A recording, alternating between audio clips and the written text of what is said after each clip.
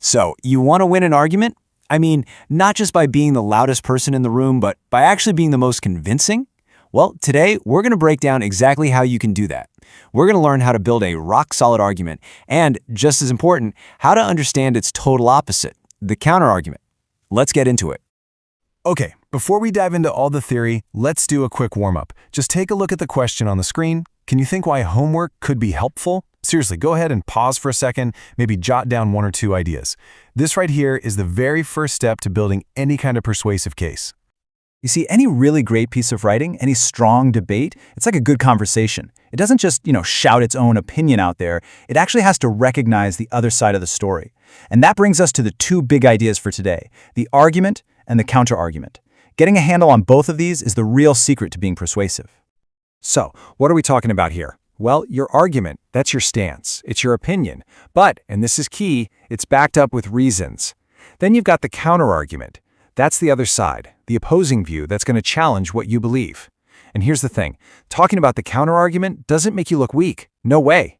It actually makes you look smarter because it shows you've thought about the whole picture. Let's make this real with our homework example. Your argument could be, homework improves student understanding and confidence. Simple, clear, makes sense. But then the counter-argument might say that too much homework can lead to stress and burnout. See how they're talking to each other? That's the dynamic we're aiming for. All right, it's your turn again. We've got our argument that homework is a good thing. So what's a solid counter-argument you could come up with? Take a second and think about it. This is exactly what writers do. They think about the challenges to their ideas before anyone else can. Awesome. Okay, so now that we've got our foundation solid, it's time to open up the toolkit. We're about to look at some super powerful language features that can turn a simple opinion into an argument that really, truly convinces people. And here they are. This is the whole arsenal we're going to unpack today. We've got 12 different techniques that are absolutely going to level up your writing. Just take a quick look at the list. We've got everything from emotive words all the way down to repetition. This is your persuasive playbook. All right, let's get our hands dirty and really master these things, one by one. We're going to explore what each tool is, exactly why it works, and how you can use it to make sure your points land with some serious impact. First up, at number 1, we've got emotive words. These are the words that go straight for the heart, not just the head. They're all about making the reader feel something. In our example, words like essential and strengthens. They don't just give information, they make you feel the importance and the positive power of homework. Next, at number 2, positive and negative vocabulary. This is all about choosing your words carefully to frame the whole topic. So if you want your reader to agree with you, you're going to use positive words like beneficial or valuable. But if you're talking about the other side's view, you might use negative words like stressful or unnecessary. It's like you're guiding the reader's emotions. Moving on to number 3, we have rhetorical questions. Now, these are sneaky, right? They're questions you ask where the answer is so obvious you don't actually expect a reply. Look at the example. Is it not important to strengthen your skills outside class? Of course it is. It gets the reader thinking yes and agreeing with you before you've even made your next point. Tool number 4 is the power of triples. There's just something about the number 3 that our brains love. It feels complete, it has a rhythm. So listing things in a group of 3, like focus, understanding, and confidence, makes your idea sound way more balanced and memorable. It just sounds right. At number 5, we have conjunctions. Okay, these are the little words that do a whole lot of heavy lifting. Think of words like because, therefore, or so.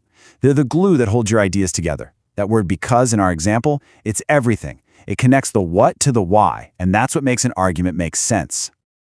Number 6 brings us to imperatives. These are command words like consider, imagine, think about it.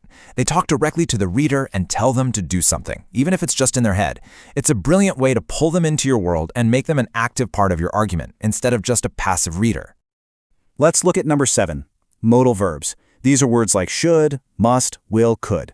They kind of work like a volume knob for certainty. Saying students could complete homework is one thing, but saying they should complete homework, that feels way more authoritative, doesn't it? These words add a real sense of conviction. Now, for a real powerhouse at number 8, facts and statistics. Look, there's nothing that builds trust like cold, hard proof. It's one thing to say students perform better, but it's so much stronger to say something like studies show students who do regular homework score 15% higher on tests. It's just really, really hard to argue with numbers. Okay, number 9 is expert opinion. This is all about borrowing someone else's credibility. You might not be a famous expert on education, but you can quote one. Citing what teachers or researchers say, it just adds a ton of weight and authority to what you're arguing. It's like having a super smart friend backing you up. Technique number 10 is personal experience.